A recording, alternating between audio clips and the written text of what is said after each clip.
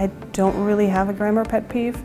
Many other people do have them, and usually it's because they've been exposed to some kind of random rules like don't split an infinitive, so don't say, to boldly go, it should be to go boldly, or don't end a sentence with a preposition.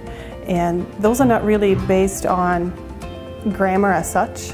And so they have these weird rules that don't make a lot of sense, and then they get insecure about their own grammar.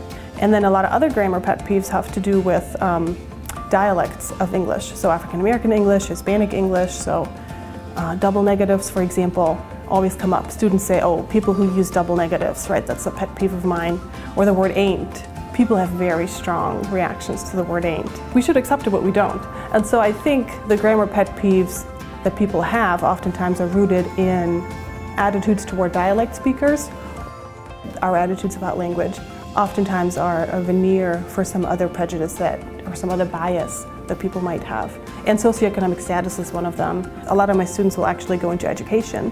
So when they are aware of these different dialect systems, they realize that once they're teachers, that might be helpful to them so that they might not automatically assume that that person might be not as smart or not as educated when they talk to them or when they use different kinds of grammatical features. And so I like it when they learn more about grammar and they realize, oh, it's actually a systematic pattern.